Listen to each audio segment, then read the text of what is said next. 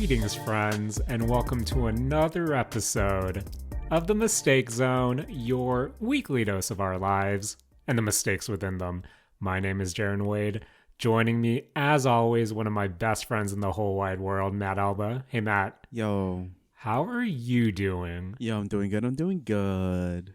Matt, we're finally here. Fall season 2022. Matt, I don't know about you, but I'm ready to talk about Bocchi the Rock, Chainsaw Man, Do It Yourself. I'm the villainess, so I'm taming the final boss, Jujutsu Kaisen 0, Mob Psycho 103, My Hero Academia 6, Pop Team Epic Season 2, more Spy Family. Matt, do you like Anya? I love Anya. We have Ancient Magus Bride 3, To Your Eternity 2. Yuzaki-chan Wants to Hang Out 2. And Welcome to Demon School Iruma-kun 3. Matt? Damn, that's a lot of anime, Jaren. Packed week of anime that I didn't watch at all. Damn. Matt? Damn, Jaren. Every time I look at a new seasonal guide of what new anime is gracing the airwaves, I get the biggest pit in my stomach, Matt Alba, just because after we stopped winter season 2019, after we kind of stopped recording The Mistake Zone, I fell off anime pretty hard. I watched a few here and there, but for the most part, every time I go through a seasonal guide, that pit in my stomach gets larger and larger just because there's so much anime I still need to watch. Matt Alba, did you watch any anime this week? I watched Blue Lock, I watched Chainsaw Man, Witch from Mercury. All still good anime. But Jaren. Yes. If people still need some suggestions on what to watch, they can go check out our YouTube channel and check out our what anime to watch in fall 2020 video. Okay. That video exists? Matt? Yeah, the video exists. I posted it up like 3 weeks ago. That's how much I engage with our own content, Matt Alba. Forgive me. Nice. But Matt, before we lose out on all our anime viewers or listeners in this case, since we are an audio podcast, there's one piece of news I wanted to bring to you just because I feel like this will tie into what we'll speak about during a majority of this episode. And the anime news I have for you this week is Oshi no Ko will air in 2023, premiering in a 90-minute extended time slot. Rei Takahashi will be voicing the idol Ai Hoshino. And Matt, was it you who also, because Matt, I'll be honest, there's a lot of different manga that a lot of people have suggested for me to read. And Oshi no Ko has been something that not only is on my bookmark list, but is something that a lot of people have told me in the past to check out, since it is something that subverts kind of the expectations set by the idol genre. Matt, is Oshi no Ko something you've also picked up in the past, and are you excited for the TV or anime version? For something like Oshi no Ko, which I think is a very story-driven series, I've never really gotten into watching manga that I've read that are story-driven as anime. Really? I think I've said this on the show before. I don't really like rewatching movies or TV shows or any kind of media that much. I don't like reread books after I've read them.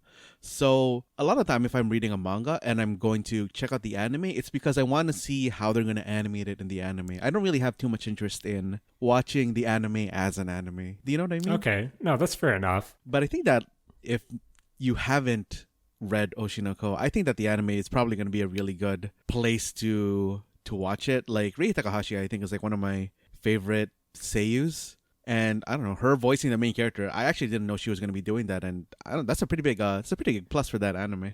Right. Okay, Matt. I know Oshi no Ko is when I say a few chapters in, I mean it has a lot of content out there already to consume. And for some, Matt, as you said, you don't want to kind of relive the story, but from what you were able to digest without going into, major story spoilers, is this something that you think I would be into? I think so. Like it's definitely, I think as you said, and I guess like as you've heard, that like it's a story that builds on, I guess, general tropes and then goes around them. Okay. And I think that's like, I don't know, a nice read. I think you'll get more out of it than somebody, I guess, reading idle manga for the first time. Right.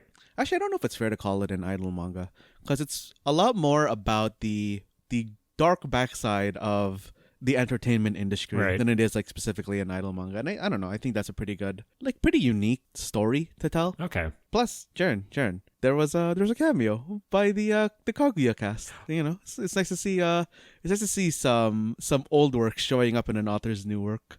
That's pretty cool. Matt, you know I'm a sucker for that. Okay, that's definitely something worth checking out, whether you're into manga or, you know, in 2023 when we get a new anime that I probably won't watch, I'll be completely honest, Matt Album. But Matt, while I have you here in the anime zone of the mistake zone, there's something I do want to ask you about, and it's something that I know within our friend circles is really hyped up, and you mentioned it. Chainsawman, Matt. This is something that I've seen a lot lately in terms of kind of penetrating what I would consider mainstream viewers, because I've been seeing the manga really displayed in bookstores. I've been seeing the merch really heavily in certain stores as well. And Matt, of course, the figures, a lot of great figures there. Same question that I just asked you, Matt. Yeah. Is Chainsaw Man something that I would be into? And for those unaware like myself, could you give us a brief summary of the series as a whole and how its anime debut was this week? Chainsaw Man, at a very high level, it's about a group of people hunting devils, kind of in the same way that, like, I don't know, something like Bleach or Demon Slayer. Like, it's a very high level explanation of it. Jaren, for you specifically, I think you'll be as into this as you are into something like Demon Slayer. Okay. The story itself does take a lot of like nice twists and turns throughout it, and I think that the comedy inside of Chainsaw Man is actually pretty good. But Jaren, I feel I'm personally a little burned by the Chainsaw Man anime. Really? Yeah, because Jaren, the previews for the Chainsaw Man anime, I think are some of the most like gorgeous anime like art that I've seen. Like, I think it's like way up there. I think it's like so well done. And I've only watched the first episode of Chainsaw Man, and a lot of it was very, very well animated. But the action scene that closes that episode is putting doubt in my mind on how good the rest of the animation is going to be. Oh, no, really? Because that was my next question, Matt. You know me, when I'm going to assume that Chainsaw Man is within the shonen realm. And the one thing I really need out of that genre to keep my attention is the fight choreography, is the production.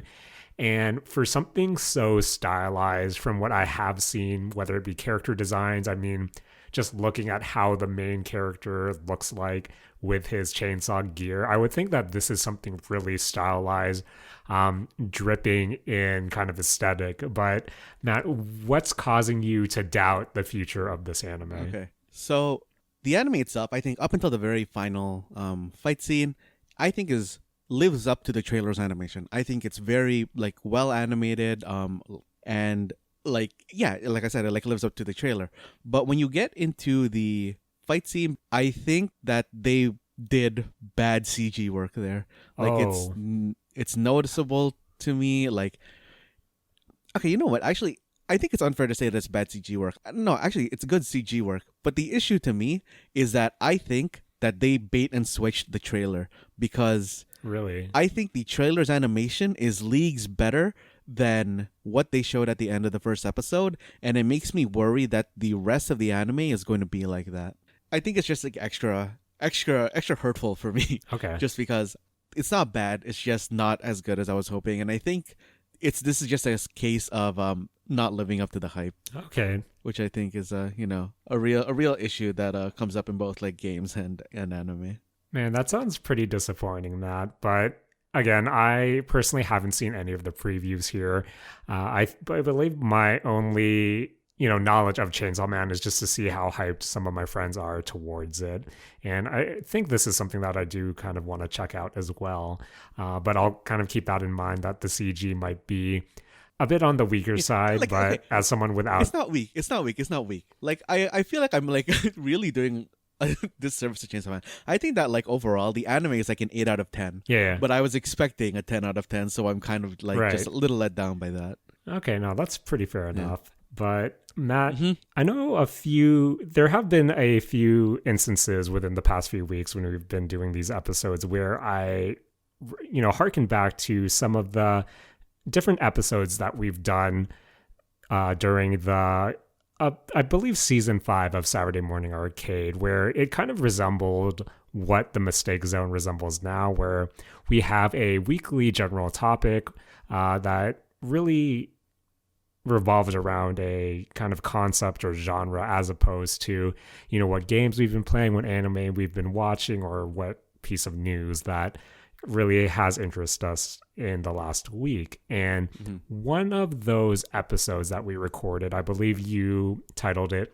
Rhythm Connoisseurs, where we kind of went through our experiences with rhythm games. And Matt, I had a kind of interesting week this week when I was doing some autumn cleaning, and I came across, you guessed it, Matt, all my different plastic instruments, my PS2 Gibson SG controllers, I believe 3 Fender controllers from Rock Band, of course my Guitar Hero 3 Les Paul, and I also have the Guitar Hero Live controller from the reboot a few years ago. And Matt, I got really nostalgic going through all of these things, and I plugged in my Xbox, put in some random discs, and for someone who struggles to keep up with new anime, to play the latest games, I really dedicated, a couple of hours in an afternoon, ignoring all the chores that I had planned out, but just kind of going through my collection of rhythm games. And this is something that I think we both agreed we wanted to come back and just discuss our fondness of rhythm games, but kind of twist it a bit, just because, Matt, I also went back and listened to our episode in June 2018, that Rhythm Connoisseurs episode with me, you, and Mark. And Matt, that was 4 years ago. And two things. One, Matt, I don't want to say this, but I think 2018 Jaren and Matt were pretty good at that podcasting thing. Especially compared to 2022 Jaren and Matt. More so Jaren, but that's another conversation. But two, it's been 4 years since we recorded that episode, and Matt, I think not only has the rhythm game landscape kind of, I wouldn't say changed for the most part, but definitely how we see rhythm games changed within those 4 years, which is it was really jarring to go back and listen to that episode, mostly because at the end, Matt, it was Mark telling me about Bang Dream Girls Band Party, and for that last segment, I talked about how I couldn't play the game on my Android phone, so I uninstalled it. I called it Bang a bunch of times, and that episode is wild to go back to listen to, and I wanted to listen to it again just because if we were to do this rhythm game episode, I didn't want to kind of retell some stories, but consider this the kind of sequel to not only that episode, but also another episode we did during that season, which is us discussing what mobile games we've been playing. Just because I've said it twice now, 3 times within, whether it be the Saturday Morning Arcade 10th anniversary or just a few episodes a few weeks back as well, where all the mobile games I named within that mobile game episode, I don't play at all.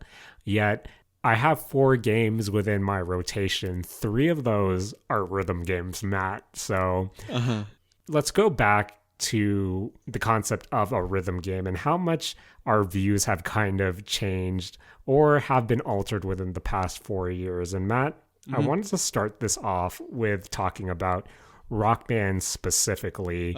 And how, I don't know about you, Matt, but would you say for you personally that Rock Band, not only was it a product of its time, but I felt like since it came out during such a influential time in our lives that something like Rock Band can't happen for us moving forward. Say, the plastic rhythm games genre somehow comes back, but I don't know about you, Matt, but I personally feel like even if there's a renaissance of it, say Microsoft ends up buying Activision, that deal goes through, Xbox brings back the Guitar Hero franchise, I honestly don't think that will, if it were to come back, it would be as impactful as it once was, at least for us.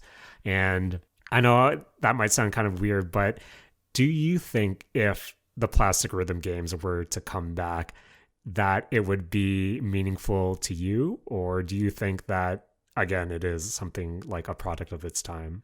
Unfortunately, Jaren, I don't think that it will be as meaningful to me. Like, I kind of agree that I don't know if I want to say that it's a product of its time, but I do want to say that it hit us at a very good time. Right.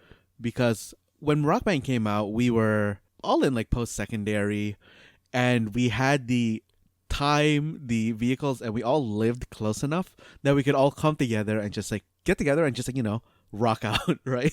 Yeah. And I don't know, Jaren, like I feel like that time in our lives is really important to how much we played Rock Band. Like, I don't know if we were college kids now and Rock Band were to release now, I still think that we would have been really, really into it. But I don't know if it would work like the same way now, just because I think maybe we only get like 1 or 2 sessions. And again, like, us and our friend group all live farther apart, and we have so much more other obligations to take care of that we're not going to be able to just get together in someone's basement and rotate between all the instruments, Yeah.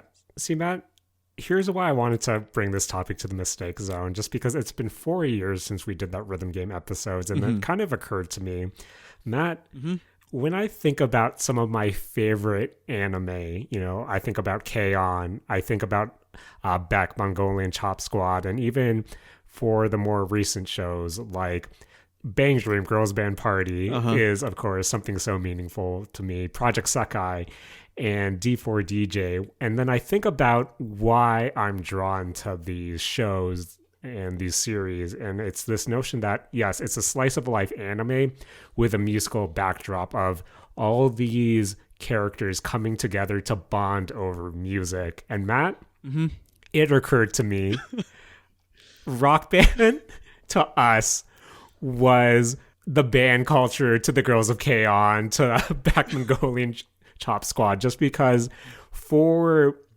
us, not because we weren't musically inclined as a group of friends, we were there to chill, we were there to hang out, but the notion that Rock Band was able to bring us together and give us a semblance of just kids being in a quote unquote band is wild to think about in retrospect, where Matt, it's so wild to think about how us in high school, us in early post-secondary school, that was our slice of life moment. And we were able to come together every Friday, every 2 weeks, come together and just hang out in a basement and play instruments. And again, I believe those happened in such formative years where it was something I discussed in our episode back in 2018, but those were the games that really got me comfortable in rhythm games, got me comfortable about playing higher difficulty levels, just because that's where I developed the muscle memory. But at the same time, we were fortunate to be in situations where we were able to play those games together. And I don't know, when I look back at it in the corny slice of life anime lenses that I have now, I think it makes me really look back on those memories a lot more fondly, just because those were our slice of life adventures. Our basements were our, giant arenas every week. And just to kind of think back at it again, where I believe when Rock Band 4 came out and then Guitar Hero Live, that was, their attempts to try to bring this genre back. And I think, unfortunately, at that point of our lives, it was a lot more difficult to come together and play Rock Band, not only just to get enough people to do the whole 4-man band, but just finding a time where everyone could actually do that. Mm-hmm. And I believe with Rock Band 4, I think we've only played that together, 3 or 4 times compared to the countless times we've done with Rock Band 2 and Rock Band 3. Mm-hmm. So that's why I say it's a product of its time, where I do believe that if it did have a renaissance, it did come back, a lot of people would be able to take advantage for it. But unfortunately for us, it would be one of those things where it would be really difficult for the band to kind of get back together, just because that whole band isn't guaranteed to come back together.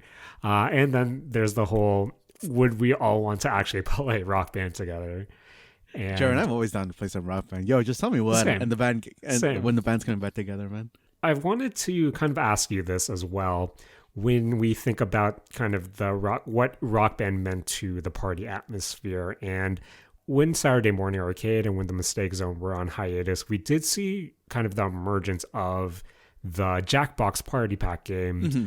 And all these other games that were centered around, hey, let's get a group of people together and everyone can join in with their phones. If we're streaming it, we can have people in the audience. And Matt, do you think in terms of the party atmosphere, and I mean gaming culture in general, do you think that the phone party games were able to kind of fill the void that, was left behind by the Rock Band and Guitar Hero games? Oh, yeah, definitely. I think that as a party game, Jackbox is way better. Like, there's no clunking around with like the instruments. You don't have to expect someone to bring, all the Rock Band instruments around. And just how well integrated it is with the phone. Like, you just go into a browser, you open this thing up, and the simplicity of it and the variance of like all the not Rock Band games, Jackbox games is just so good. Like, I don't think that Rock Band can really hold a candle to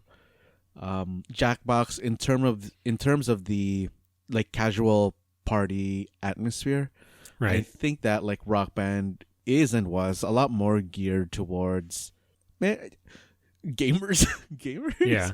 Jared, I don't like saying the word gamers. It makes me feel like a dweeb. I totally know what you mean. Gamers, trademark with a capital G and a Z at the end. Yeah, definitely with the Z. But I totally get where you're coming from, just because I do remember when Rock Band was in its heyday, a lot of people that I would visit their houses, I would actually see Rock Band kits, Rock Band sets, and be surprised that, oh, hey, that's really, I never expected you to own that. But at the same time, not many people were actually playing it. Maybe, as time winded down, it just became more so clutter and something that would become a harder sell. But yeah, I remember just going around to houses, and Jackbox, or a variant of that style gameplay is something that is more accessible. Not only does each party pack have several games for you to play, I think it's easier to wrap your head around as well, where drawing funny t-shirts, or we're trying to see who's fibbing in comparison to, hey, let's I don't know, I do think that rhythm games,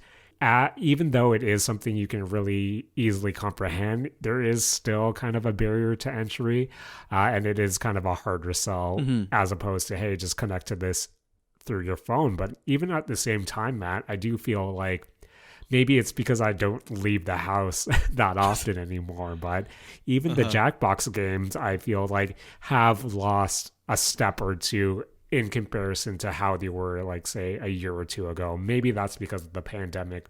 Maybe that's because of COVID. But even then, I personally don't see them as being as impactful as they were a few years ago. But more power to them to keep releasing new games. And I don't know about you, Matt, but nothing breaks my heart more. Well, a lot of things break my heart more, but a lot of hyperbole there. But you know what really makes me feel bad, Matt? When a new Jackbox comes out and you are in that social situation and one of the games you try just doesn't hit.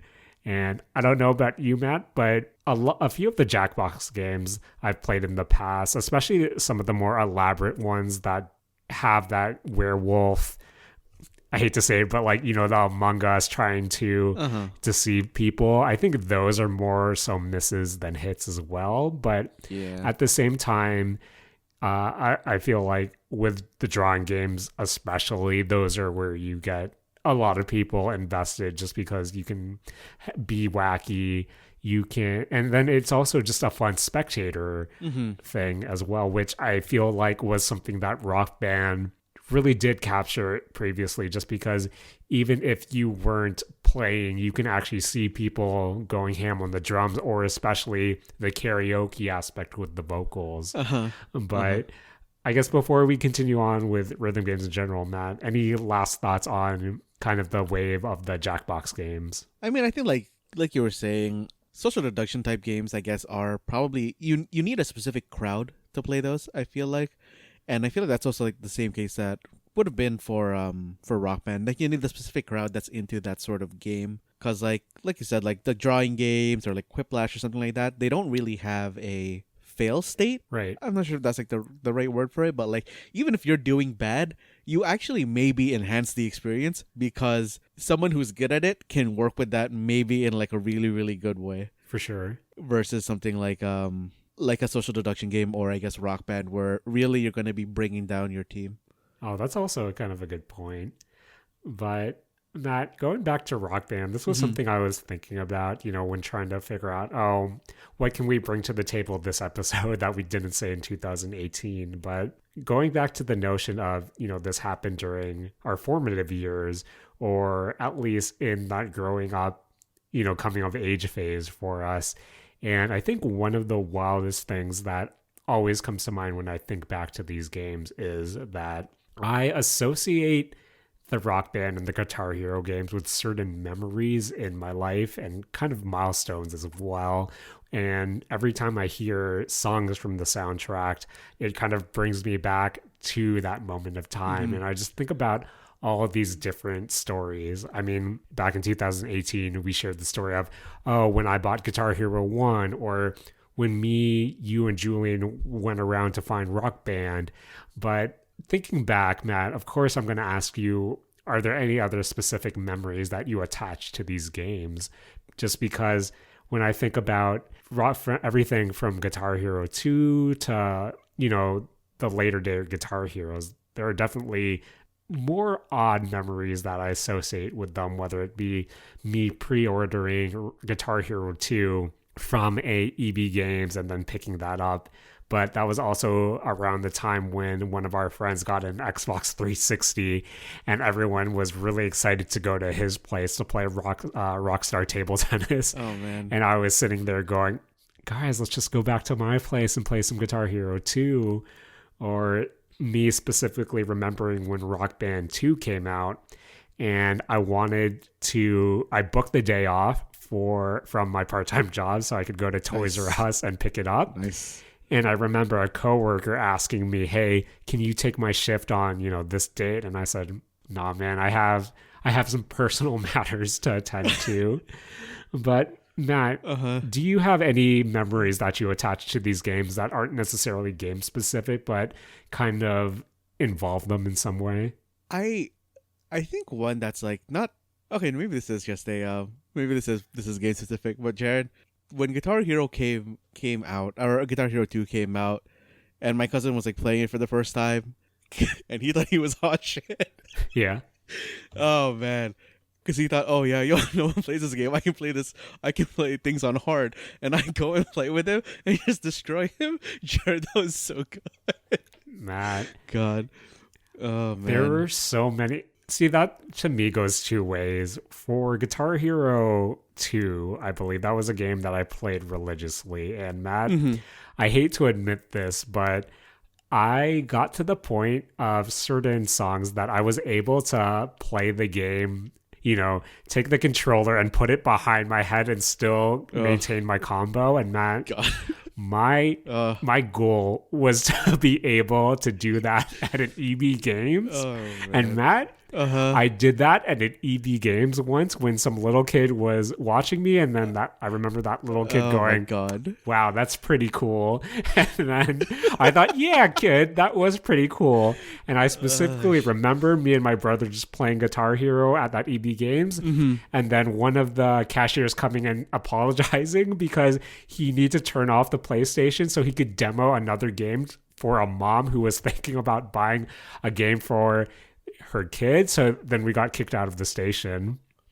But likewise, I think about Guitar Hero 3 and how I went to a party with, a few of our friends, like some Filipino fam jam. And I remember going to the classic Filipino fam jam basement where all the adolescents are, all the youths. And then they were playing Guitar Hero 3, and I thought, man, I can play expert, let's go. So I grabbed the controller. I believe I picked a Dead Kennedy song, and Matt, that's when I realized their TV wasn't calibrated, and I instantly failed and was super embarrassed. Rip. And yeah, Matt, I don't know. Those are the type of memories that I kind of associated where, man, all these kind of social settings, just because Rock Band and Guitar Hero, those were pretty social games. And when I think about these games, like during that afternoon of just me going through all the different set lists and all the different versions and kind of thinking about specific memories that we all share together, I think though that's why I really do consider, when I say Rock Band 2 is one of my favorite games of all time, I kind of use that to group together that specific type of rhythm games of, the plastic instrument variety, specifically Rock Band and Guitar Hero. I kind of group those all together when I say Rock Band 2, just because those are where I kind of attach all the different memories to. But Matt, going back to that episode we recorded back in 2018, I'm not sure if you remember, Matt, but when we recorded that episode, Beat Saber had just come out and it only launched with 10 songs. The developers released an alpha version that let everyone do their own note tracking. And Matt, 4 years later, how's your relationship with Beat Saber now? Beat Saber is a wild game, Jaren. I don't think that I've seen any other VR rhythm game top Beat Saber yet, just because of like how unique that system was for the time. And man, Jaren, that game is like basically just like any other what do you call it, user customizable like rhythm game, right? Where you're gonna have to go through a lot of trash note charts to get to the good ones, but those good ones are so good. Like stuff like Beat Saber, stuff like Osu, and all the Osu variants. Can you think of any other like user made? I think at this point, Clone Hero. Oh yeah, Clone Hero. Yeah, that's a good one too. Like I don't know. I really like those kind of games where the developers really make it so that you can easily, or not even specifically the developers, just like third party people are like, oh yeah.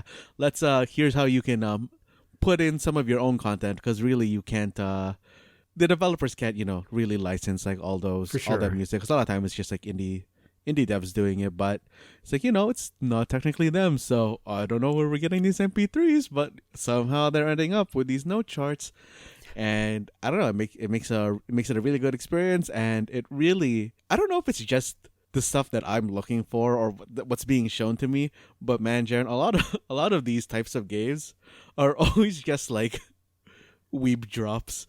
Right. There's a lot of like, I don't know, anime opening. There's always anime openings, and I think I noticed it a lot more in Beat Saber, because I guess this was around the time that really K-pop was taking off. For sure. But there were a lot of like K-pop charts in Beat Saber, I remember, and like, I don't know, it being a VR game also lent itself really well to K-pop, just because of the fact that like they could very sneakily add in parts of the chart where you're doing like the K-pop dance to the like the choreo, right? That's really the choreo. cool. And that's like a really, really interesting thing. Like, I don't know if like you maybe think something like this, but I think something like if Just Dance or if Dance Central were a lot more easy to customize on a user standpoint, that those would be just as filled with K-pop as any of these other type of like rhythm games. No, definitely. And I think before we continue on like the current state of rhythm games, there's something that I also wanted to bring up as well, just because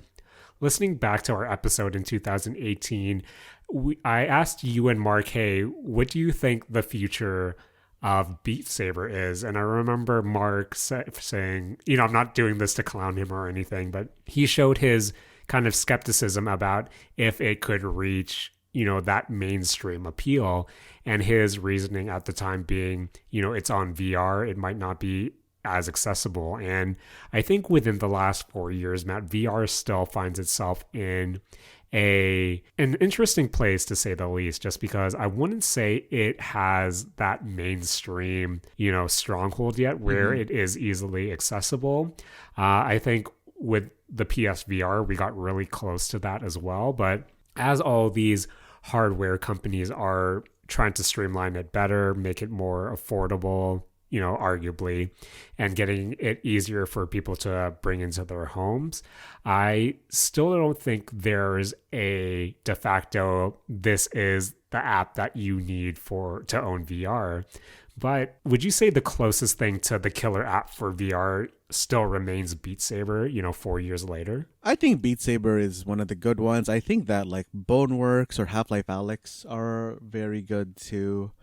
Like I remember even back then, I think I probably mentioned the Blue being probably a VR killer app. Right. And Jaren, like, I don't know, just to quickly touch on something we were talking about before, I think that 11 table tennis is actually a killer app for for VR. Like I really love playing that game when I decide to, make space for my VR setup. Okay, I know we're jumping around through a lot of topics, but Matt, the reason why I wanted to do the rhythm game episode this week is just because I think rhythm games in 2022 is in a state where, sure, it will probably never reach the high, like the mainstream highs that Heyday, Rock Band, and Guitar Hero did. But I think in 2022, rhythm games do exist in an interesting place where I personally think there are of two models these days. One is, as you said, one that exists solely through user-generated content, where it is kind of crazy that we are seeing so many platforms essentially for people to do their own note charts, for them to, questionably add MP3s to as well. But the fact that it's still a running community movement essentially that will allow you to have almost unlimited access to new songs weekly, which is kind of crazy to think about, and something that I think as, social, not necessarily social media, but just the fact that a lot more people are comfortable with searching out these communities where they are able to find all of these new songs, all of these new note charts. I think that's what's really keeping the genre afloat in that end. And on the other hand, it does exist, I guess, in mobile now, where I do think that the mobile devices, specifically Apple devices in general, is the home to a lot of rhythm games. And those rhythm games are attached to these massive media spanning franchises as well, just because that's why I kind of laughed and chuckled about me being so hesitant to play Bang Dream Girls Band Party 4 years ago, when honestly, Matt, like that's all I play these days. That's my go-to game on the daily if I still want to do one or two songs, just because to me, Matt, I think the reason why I love, I guess, mobile rhythm games now 4 years later is just because it kind of brings together what I always wanted, which was hey, I want slice of life,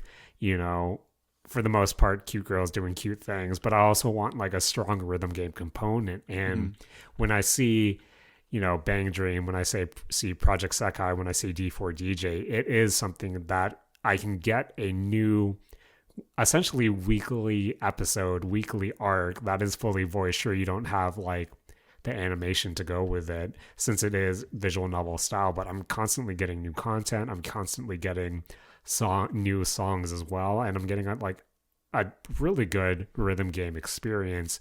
Of course, it is, powered by gotcha mechanics, and that's something that we probably shouldn't go into right now, or we can go into a future episode. But I think that's where I'm actually part of these communities. This is where I'm seeing news get shared. I'm seeing people talk, and I don't know, Matt. I think sure, rhythm games aren't in its heyday, like at least from a mainstream perspective, but I think the fact that it's found its niche, and those niches are just full of, whether it be in the user generated field, just full of creative people, or within, for the most part, like the anime realm, that have, the niche communities that follow it, not only the games themselves, but the franchises behind them. I think rhythm games are in a really unique position that you, as a player, you can go in and say, hey,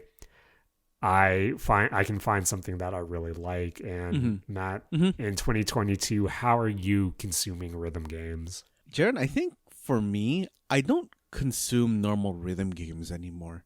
Right. I find that if I'm going to be playing a rhythm game, or even anything that's like a rhythm game, I'm going to be playing something where the rhythm game is like the half of the game, and then the other half is like another half of the game. For sure. When I talk about this, I mean, like, I like the games the sort of rhythm games that I'm playing now are things like Rhythm Heaven, where Right.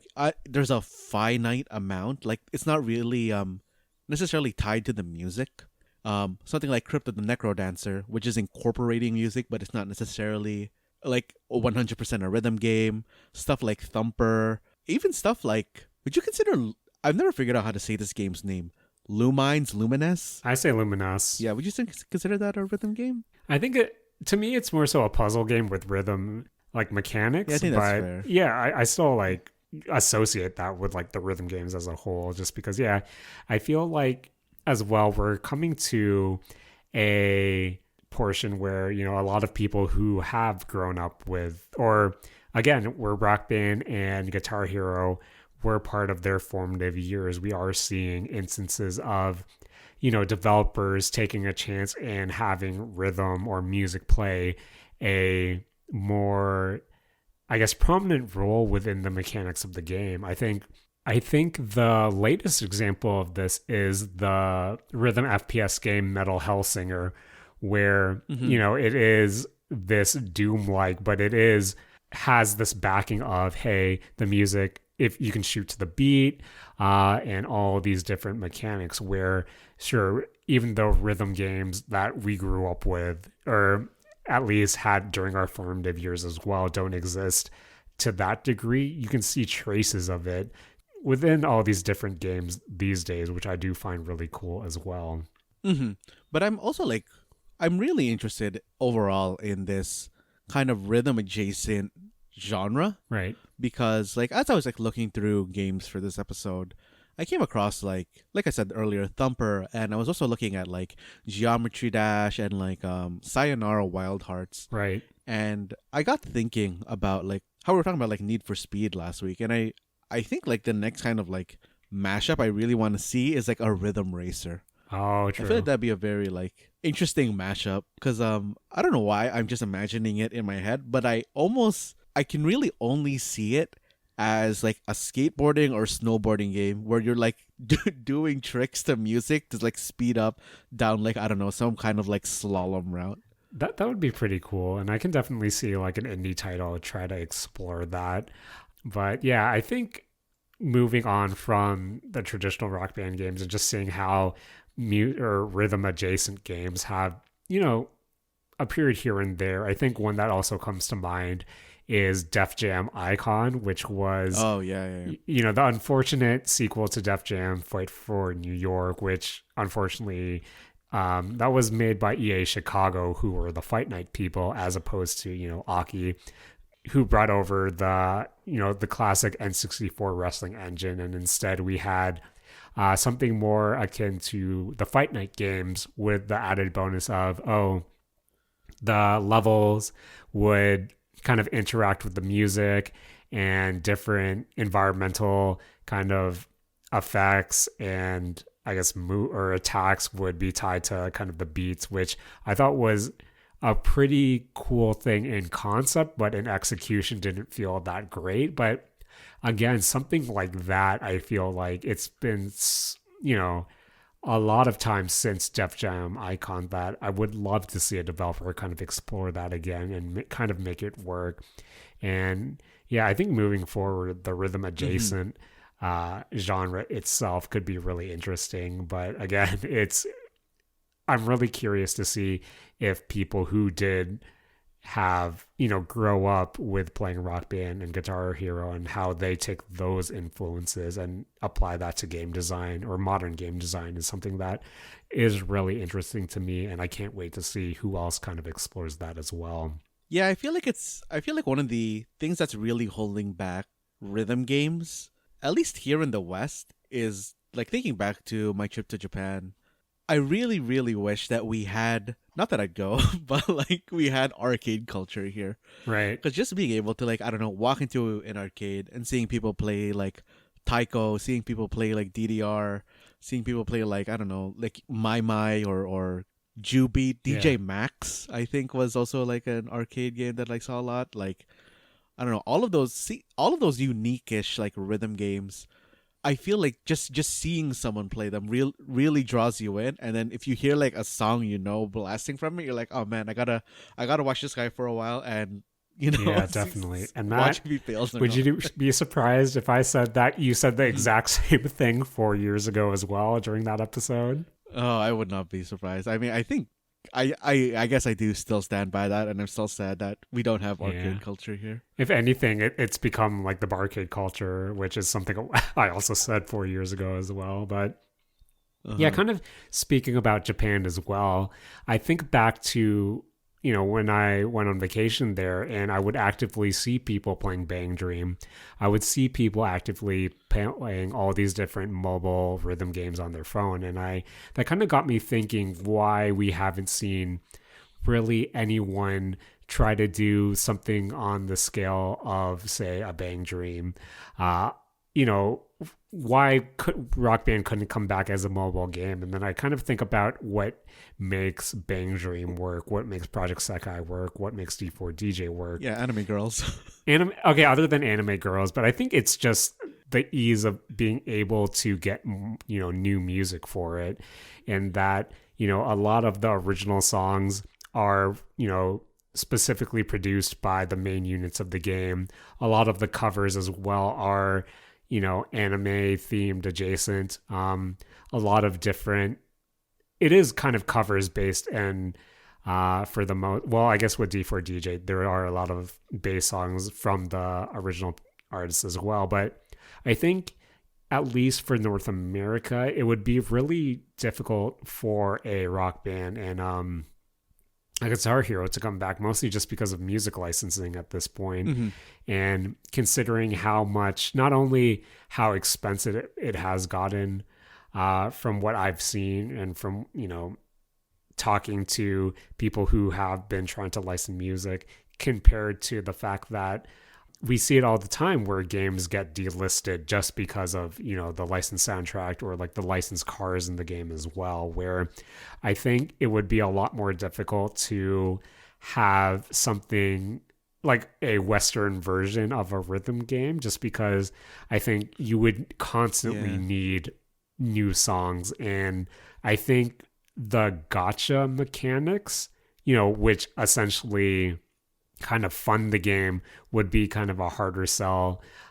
Sure, you can do cosmetics for your character, for your avatar, but there is that expectation of, okay, how many new songs do you get a week? How many, what's your base song list looking like? So I think it would be kind of a licensing nightmare. And then again, we do see new attempts here and there. We had, Harmonix with Fuser, but I'm still not sure what the state of that game is in. But for the most part, even with Rock Band 4, when it gets weekly DLC, it's only getting like 2 songs a week now, where I don't know if the Western market is still ripe for kind of rhythm games at that scale, just because when I do think of, say, the Asian model of rhythm games, it's really harder for you to kind of bring it here, just because I don't think it's a recipe for mainstream success. But then again, maybe I'm not a designer, so what do I know in that regard? But Matt, there was this one thing that I talked about a lot, or at least I hinted at a lot when we recorded back in 2018, and that was the Dance Central games. And that I realized that I never actually talked about when I was playing Dance Central way back when. I know that you can find like a blog post about it on our blog, but I remember playing the audio push song in Mark's basement, Teach Me How to Jerk, and I ended up tweaking my knee, dislocating my knee, which tore the cartilage there. And that is a injury that I'm still dealing with till this. Sure, it's healed, but man, Matt, you know what they say, once you do something to your cartilage, your knee cartilage, it never heals 100%. And man, Matt, sometimes I'll tweak that knee again and it will be really stiff or really sore, and I'll think, man, Dance Central did this to me. Yeah. I can't believe Harmonix would do this to you, Jaren. Dance Central was Harmonix, right? Yeah, Dance Central was Harmonix. And I remember thinking, because this happened in Dance Central 1, and in Dance Central 2, they introduced a character named Jaren, spelled Jaryn, and I thought, wow. They know. They totally, in my sick head, I thought, oh, this is totally their, hey, sorry that happened to you. Here's a female character for you to play as in this game. So good. But yeah, Matt, I think within the last 4 years, we saw, Harmonix try to do their thing.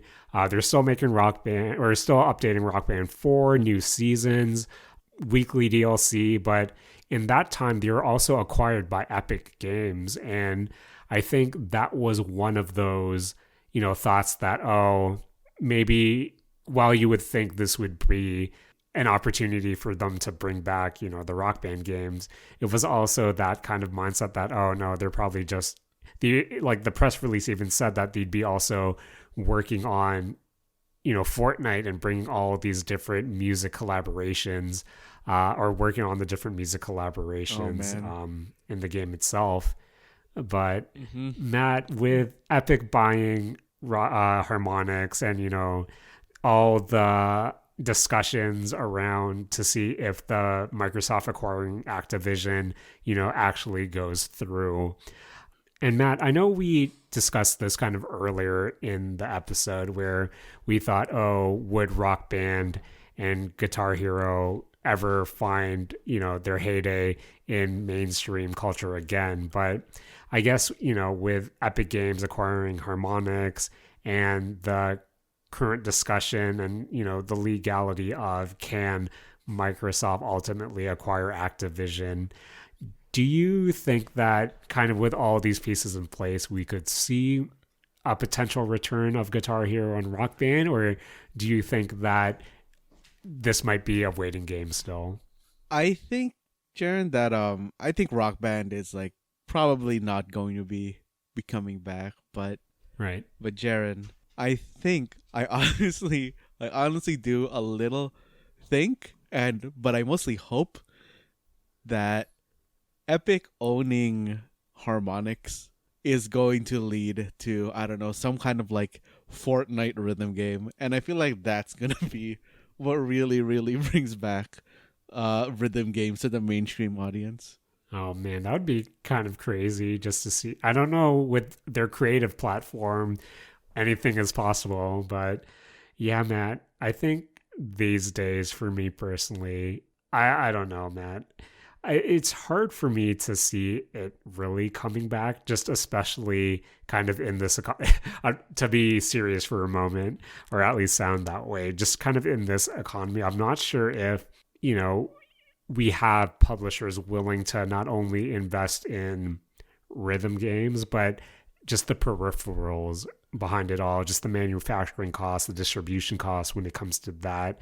And then, of course, with retailers as well, where would they stock or, dedicate floor space to all these, pretty big SKUs once again, where I think just with how times have changed, it becomes a harder sell to bring back, the peripheral rhythm game. But on the flip side, I am hopeful that hopefully Epic gives Harmonix some breathing room to also explore other avenues, just because, as we discussed before, it is the rhythm adjacent games that really pique my interest a lot. And I hope that those become mechanics that are explored in kind of future indie games or even big budget games as well, since I definitely think that rhythm inspiration is always going to be well welcomed as well.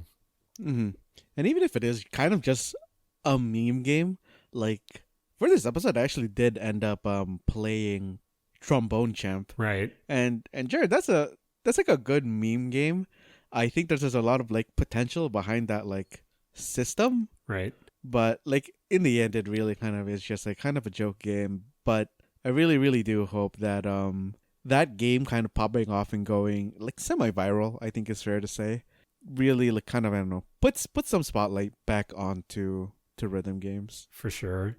Matt, can you tell me about Trombone Champ? Just because it has reached this meme status, but I have seen also some people say that, hey, there might be something here, at least, on a foundation level. On a foundation level, I very much agree. It is a solid rhythm system, I think. Because Trombone Champ is really just, you have a slider on a line and you just line it up with the incoming like notes. Right. The notes are all hold notes, and you really only have to press down at the start of the thing, hold it, and then let go at the corresponding end of the whole note just to get like full points.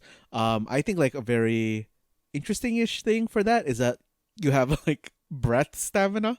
Okay. So you can't just like spam down the horn, right? Or I guess like the note activation, or else you just like run out of breath. But like, I don't know, it's a good system. The backgrounds and stuff like are all pretty good. Like it's a nice like meme game. Like, okay, when I'm playing like the "Oh Canada" song, they're showing the Canadian flag and there's like beavers in the background, kind of just like, flying around. Like the system I think is very good, and I don't know, it's a worthwhile system, I think. And the thing that really burns me on Trombone Champ right now is that there's no workshop enabled. Oh, okay. So it's only like the songs that are that launched with the game, unless you want to go into like the kind of like modding realm. Because I know that the modding scene is there, because someone was doing a Trombone Champ version of Through the Fire and Flames, of course, which has to be there for any rhythm game. And I don't know, I thought it was a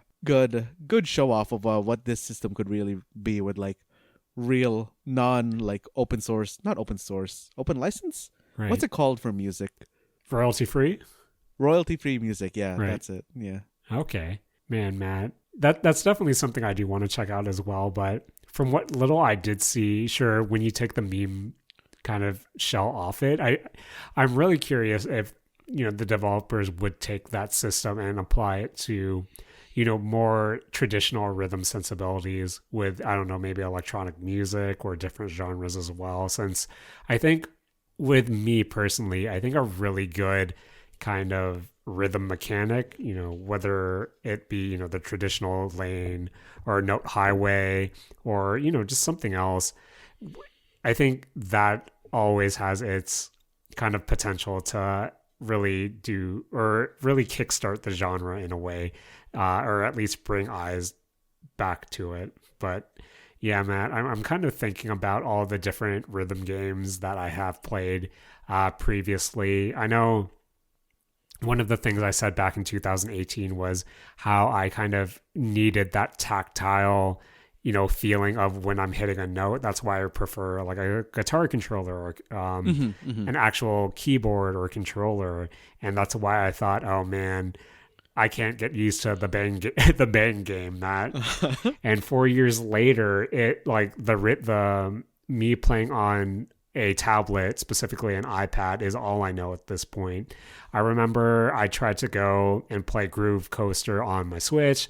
I tried to play the Project Diva games, whether it be on the Switch or through Steam, and I'm using a controller, and I'm thinking, man, now this feels alien to me. Oh. This is really weird. You ever try Voez or Vose? I don't know how it's actually said. You told me about that 4 years later, Matt. I did not. I did play a lot of Citus, though. Oh, Citus, again. Citus, I really, really like their note system. Citus, I like their note system, and I also like its existential cyberpunk storyline in the background as well. But yeah, I think Citus is a game that I also like, just because it is something I go back every now and then, especially when they have a collab, whether it be with Kazuna AI or with Hatsune Miku or even Arc Knights. And it's something that I just go in and play once again just to see what they have that's new. But Matt, as I told you before, my current rotation is Bang Dream, Project Sekai, and D4DJ, and that iPad storage is limited, so Citus is the game I go back to every now and then, but that's not on the regular rotation. And yeah, Matt, I think it's kind of wild where we are 4 years later. I've been harping on that all throughout this episode, but it's kind of crazy to go back to that episode and listen to. It's nice to hear all our early experiences with rhythm games, but also how kind of much we've changed within the last 4 years, and how much rhythm games in general have changed in the past 4 years as well. So it's a genre that I still continue to love, and I'm really hopeful for its future, especially when it is adjacent to other genres as well. But Matt, how are you feeling about your future with the rhythm games? Jaren, I always feel iffy on rhythm games, just because Jaren, I don't listen to much music, and I feel like that's a very important part of getting into rhythm games. Right. A lot of the music I do end up listening to is either it was in an anime, or it was in a movie, it was in a TV show, or I don't know. Yeah. I don't personally seek out music, so rhythm games dying also signified the kind of death of my new incoming new music. Oh, okay. Rock Band was honestly a source of new music for me, and once that well dried up, I stopped listening to new music. Man, that's kind of crazy to me, just because I think I'm on. Well, I think you know me, Matt. I've always had a fondness for music, and with the advent of the Rock Band and Guitar Hero games, that really opened me up to a lot of different music. And I think you know me, Matt. A lot of my roots of music preference is within more hip hop, more electronic, more even lo-fi, kind of that aesthetic of music, or that style of music, where I think with a lot of the different games that I played, I would really love the freestyle sections of, say, a DJ Hero, or with D4DJ, I would like their DJ time mode, which essentially lets you play a song and it allows you to, have all these different sound effects and different kind of effect knobs as well for you to kind of distort the song in a way where I think, during the pandemic, that's when I thought, oh man, this is really fun. But I ended up buying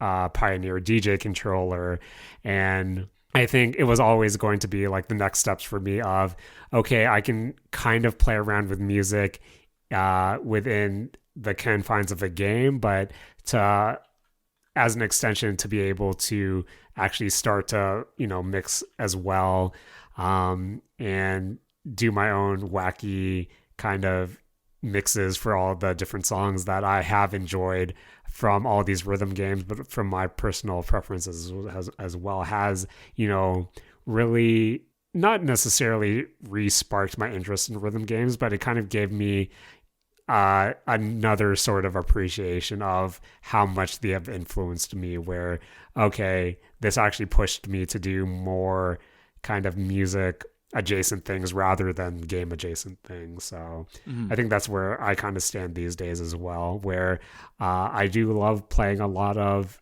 different rhythm games, but I'm also, whenever I do play something that has new music added to it, I think, oh, how can I make this my own in my bedroom as well, since I'm never sharing my mixes with anyone. But yeah, man, I think it was nice to kind of touch upon where we stand with rhythm games 4 years later. And I'm curious when we bring back the mistake zone in 4 years' time, where we stand with rhythm games then. But Matt, I want to thank you for joining me this week. I want to thank Harmonix for naming a character named Jaren. I want to thank Rhythm Adjacent Games. I want to thank Bang Dream Girls Band Party. I apologize for doubting you 4 years ago, and it's crazy that I've been playing it for 4 years since. Matt, any Rhythm Adjacent things you would like to thank? I want to thank actually Uendon, like Elite Beat Agents Osu. I really like that they deviated away from the Note Highway. I guess also same thing for like Project Diva, because I always like seeing rhythm games that don't have a Note Highway. Right, man. Hopefully, Matt, 4 years later, hopefully Nintendo somehow brings back Elite Beat Agents. No, that's Jaren. As much as I would love to have a new Uendon or Elite Beat Agents, because Jaren Osu is just not the same, because people chart notes based on beat instead of like song lyrics. So that always messed with me. But Jaren, I think those franchises are dead.